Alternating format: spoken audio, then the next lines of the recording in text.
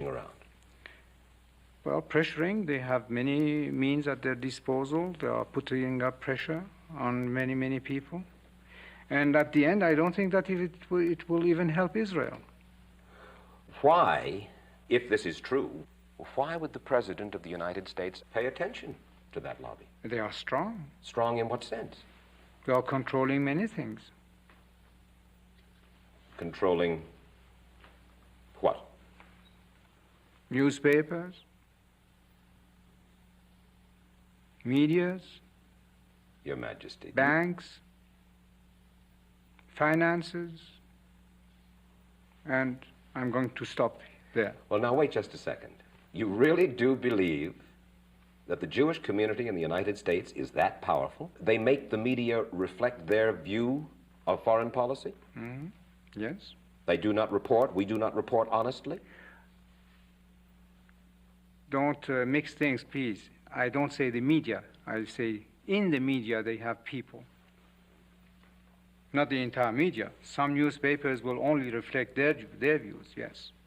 No? The New York Times, for instance, is owned by the Sulzberger family, who are Jewish. Are you suggesting that the New York Times is biased in its treatment of the question of Zionism, Israel's existence, the United States' relationship with the Arab world? I will have to put all the articles of the New York Times written on this subject and draw the conclusion. You can put this to the computer and it will answer you. What you're saying is that, yes, you do believe. Well, let's wait for the answer of the computer.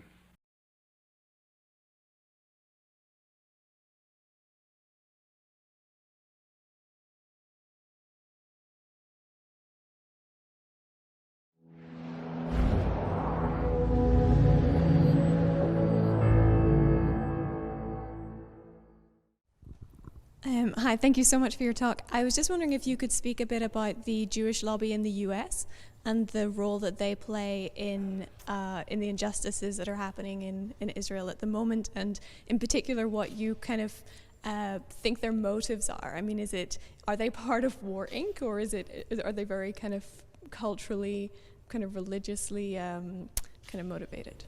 Yeah, these are great. I'm so happy to be at Oxford. They're the best conversations ever, and usually over a glass of something alcoholic too, which is, higher education at its best.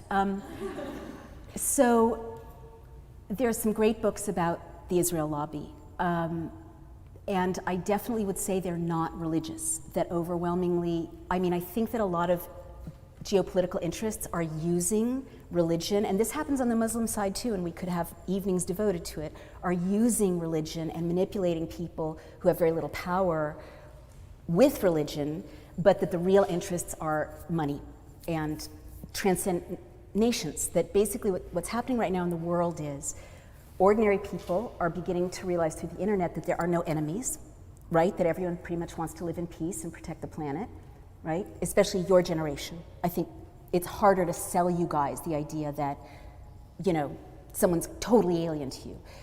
And then that's a threat to War Inc., which is one of the biggest concentrations of wealth and power on the planet, and like 6 other industries that run everything. And that these interests now are global, and they transcend nation states, and so increasingly they're more powerful than parliaments and congresses now. And AIPAC is an example of this. There are other examples that are not Israeli, like the Trans-Pacific Partnership and, big oil, right?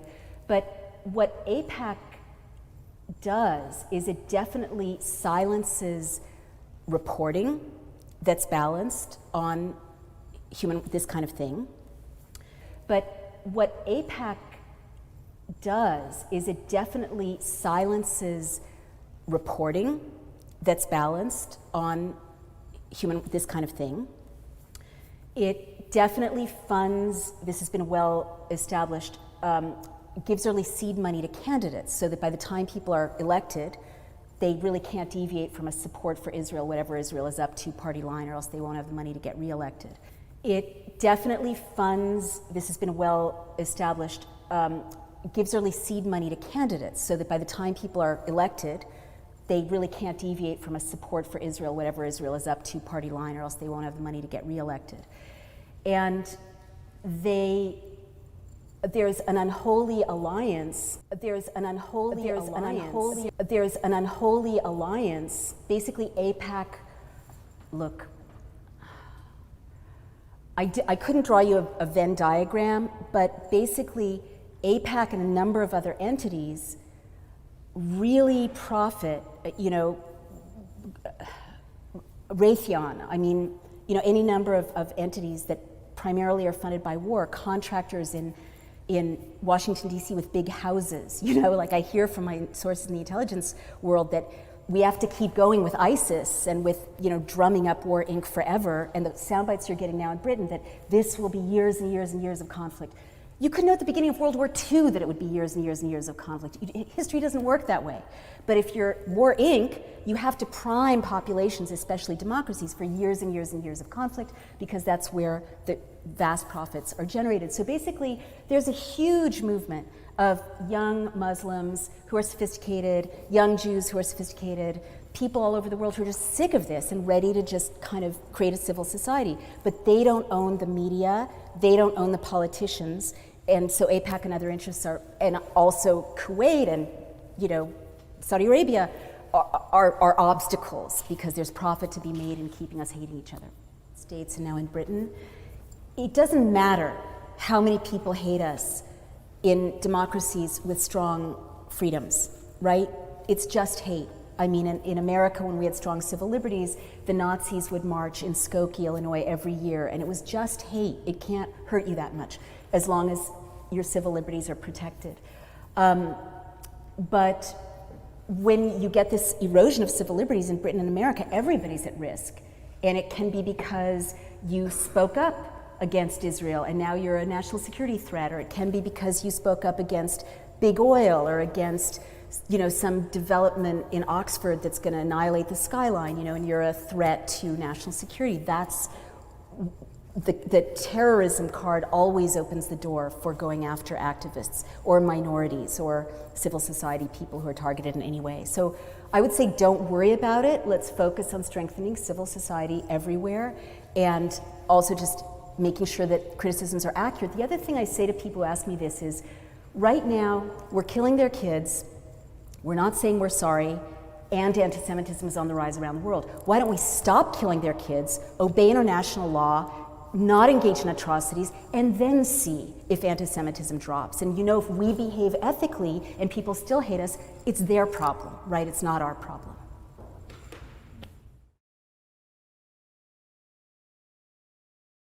So we've been covering a lot of key elections this week, including the Republican Senate primary in Pennsylvania, where we are still waiting to see if the Trump-endorsed celebrity TV doctor will be declared the winner. There's a wild story coming out of a smaller race in western Pennsylvania around Pittsburgh you probably have not heard about. It's in the 12th congressional district, where one lobbying group dumped millions of dollars to try to take down a Democratic candidate in that primary named Summer Lee. Now, with 99% of the vote in, the state representative Lee is ahead by less than 500 votes. Last night, she all but declared victory, although the race has not yet been called, as we wait for a small number of outstanding votes to be tallied. Now, in October, Lee launched her campaign to fill the seat that was being vacated by a retiring congressman named Mike Doyle. And she did it with the support of the Justice Democrats. That's the group that supported New York Congresswoman Alexandria Ocasio-Cortez's first campaign, among others. And Lee maintained a significant lead in the polling all the way through April, when the pro-choice group Emily's List released a survey showing her ahead by 25 points. But then a torrent of outside money started pouring in, and a huge amount of it came from a political action committee for the American Israel Public Affairs Committee, or AIPAC, called the United Democracy Project.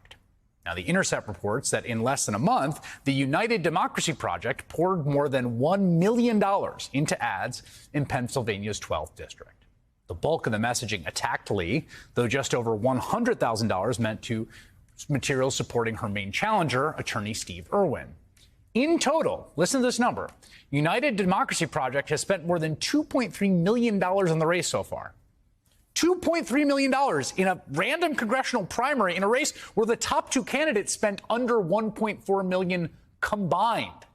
And that's as of last filing at the end of April. And the United Democracy Project, which is a sort of anonymous sounding name, has been dumping enormous amounts of cash in other races, too. The Washington Post reports that in Texas's 28th congressional district, quote, it has spent $1.2 million to help Democratic Congressman Henry Cuellar defeat challenger Jessica Cisneros. Last week, in the final weeks of a special election in Ohio's 11th district, United Democracy, combined with other pro-Israel group, quote, spent another $500,000 on ads against progressive Democratic candidate Nina Turner. Now, to be totally clear, there's nothing illegal about this. In the 12 years since the Supreme Court's decision in a case called Citizens United, outside groups and corporations have been allowed to spend unlimited amounts of money in elections. Of course, the concern of those who oppose that Citizens United decision is that there's just something fundamentally corrupting about a single entity spending at this scale and essentially becoming the dominant player in a race. And it doesn't matter who they are. It could be any group from the ethanol lobby to teachers' unions. If the candidate is elected, where a group pours in $3 million, $2.5 million in a race, right? It's pretty clear that person who's elected is pretty beholden, right? They're incentivized to orient their public life around the fact that this particular interest group put them in office. And that's precisely the kind of tacit quid pro quo issue that made Citizens United such a terrible ruling and has wreaked so much havoc in our election system. But there's also something else I find insidious about this particular use of big money. Because you see, the United Democracy Project exists to bolster the United States' relationship with the State of Israel. It's the issue they care about is whether the U.S. is staunch and unflinching in its support of Israel. And of course, there's an active debate in Democratic policy circles about how staunchly supportive or critical we should be, depending on the actions of the Israeli government, particularly in Gaza and the occupied West Bank. But here's the thing, crucially, that is not the issue that this PAC is engaging in when it gets involved in these races. I mean, if the United Democracy Project, right, wants to spend millions of dollars running ads saying Summer Lee is critical of Israel and we don't think she should be, support Steve Irwin because he will stand by Israel. Well, then, have at it. That's democracy, at least in the Citizens United version. That's sort of how it works now. But the thing is, they recognize Israel is not the top issue for the voters in Pennsylvania's 12th district. And so what they did instead was launch an almost comically disingenuous attack, claiming Lee is not a real Democrat. She calls herself a Democrat, but Summer Lee said she wanted to dismantle the Democratic Party, dismantle it, and she's done everything in her power to do just that. When Joe Biden was running against Trump, Summer Lee attacked Biden's character, said he'd take us backwards, and Lee refused to support Biden's infrastructure plan that's now rebuilding bridges and roads in western Pennsylvania. Summer Lee, more interested in fighting Democrats than getting results. UDP is responsible for the content of this ad. I mean, wild, right? So here's this group, UDP, you've never heard of. They're saying, like, Summer Lee is bad because she's not a real Democrat. We want authentic Democrats. But they don't care who a real Democrat is. They care about whether Summer Lee is sufficiently supportive of Israel or not. I mean, on the homepage of their own website, the United Democracy Project calls themselves, quote, an organization comprised of American citizens, Democrats, Republicans, and independents, united in belief that America's partnership with our democratic ally Israel benefits both countries. The spokesperson was exceedingly clear about their motivations in a recent statement to the Washington Post, saying, quote, our goal is to build the biggest bipartisan coalition in Congress for the U.S.-Israel relationship. Again, that's their stated goal. That's what they care about. They care about that over everything else, to the point where they have endorsed over 100 Republican candidates who voted to overturn the 2020 election results after the insurrection. And again, it's a free country. That's their right. They can support whoever they want, okay?